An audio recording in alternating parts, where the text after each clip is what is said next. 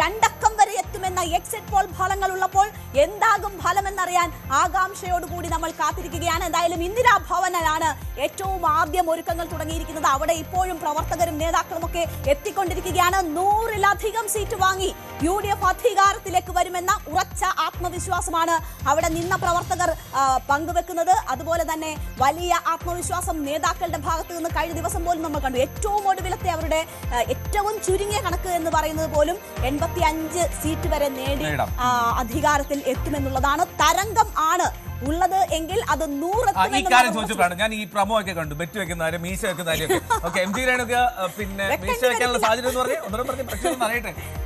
അത് രഞ്ജിത്തിന്റെ കണക്കുകൂട്ടൽ അനുസരിച്ച് NDAക്ക് 4 മുതൽ 5 സീറ്റ് വരെ മിനിമം കിട്ടുമെന്നാണ് രഞ്ജിത്ത് രാമേന്ദ്രൻ പറഞ്ഞത്. അങ്ങനെയാണ് എങ്കിൽ ഞാൻ ചിലപ്പോൾ മീശ വെക്കേണ്ടി വരും. പക്ഷേ എക്സിറ്റ് പോളുകൾക്ക് മുമ്പെയാണ് നമ്മൾ വെച്ചത്.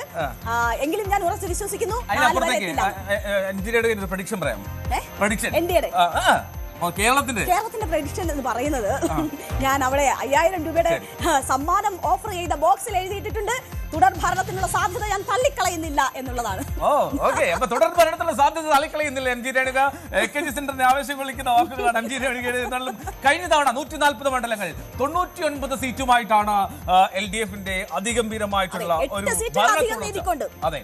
അപ്പോൾ അതുകൊണ്ട് ഈ തവണ ആ ഒരു തിളക്കം കിട്ടുമോ അല്ലെങ്കിൽ ഭരണത്തുടർച്ച ഉണ്ടാകുമോ എന്നുള്ളതും വളരെ ആകാംക്ഷ നിറഞ്ഞ ചോദ്യമാണ്. മറുവശത്ത് ഏത് വിധേനയും തിരിച്ചു പിടിക്കും കേരളം, ആര് പിടിക്കും എന്നുള്ള ചോദ്യത്തിന് ഉത്തരം അത് ഞങ്ങൾ പിടിക്കും എന്ന് ആവർത്തിച്ച് പറയുകയാണ് UDF.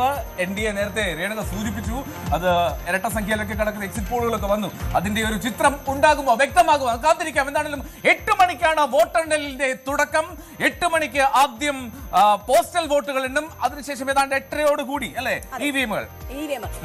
പോസ്റ്റൽ വോട്ടുകൾ ഇല്ലാത്തയിടത്ത് EVM-കൾ 8 മണിക്ക് തന്നെ എണ്ണി തുടങ്ങും. അല്ലാത്തയിടങ്ങളിൽ 8:30 ആയിരിക്കും EVM-കൾ എണ്ണി തുടങ്ങുക. 8:30 നമുക്ക് EVM-കളിൽ നിന്നുള്ള ഫലങ്ങൾ, ആദ്യ ഫല സൂചനകൾ അറിഞ്ഞു തുടങ്ങാം. പിന്നീട് അങ്ങോട്ട് വേഗത്തിലാകും കാര്യങ്ങൾ. ഓരോ റൗണ്ട് കഴിയുമ്പോഴും ആര് എങ്ങനെ എവിടേക്ക് എത്തുന്നു എന്നതിന്റെ വ്യക്തമായ സൂചനകൾ നമുക്ക് ലഭിച്ചു തുടങ്ങും.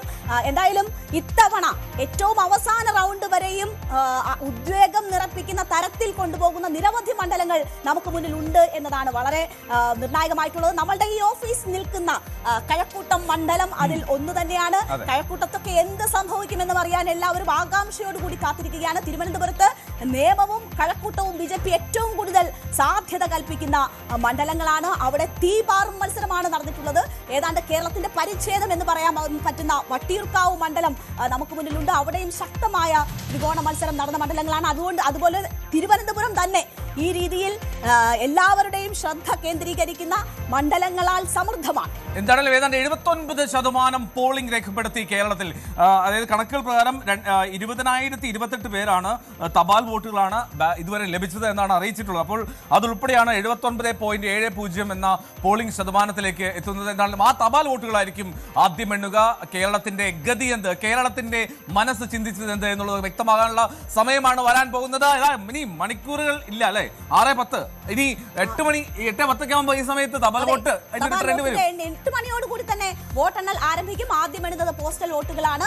8:15 നമുക്ക് ആദ്യ ഫലസൂചനകൾ ലഭിച്ചു തുടങ്ങും. 8:30 EVM മെഷീനുകളിൽ നിന്നുള്ള വോട്ടുകളുടെ എണ്ണവും തുടങ്ങും. അപ്പോഴേക്ക് തന്നെ നമുക്ക് ആദ്യ ഫലസൂചനകളിലേക്ക് കടക്കാൻ കഴിയും. ഏതാണ്ട് 10-11:30 തന്നെ കൃത്യമായ ഒരു ലീഡ് നില എങ്ങനെയാണ് എന്നത് വ്യക്തമാകും. ഒരു സംസ്ഥാനം എങ്ങനെ ചിന്തിക്കുന്നു എന്നതിന്റെ ഒരു സൂചന കൂടി വരും. കൂടുതൽ വാർത്തകൾക്ക് News 18 Keralam YouTube channel subscribe ചെയ്യുക.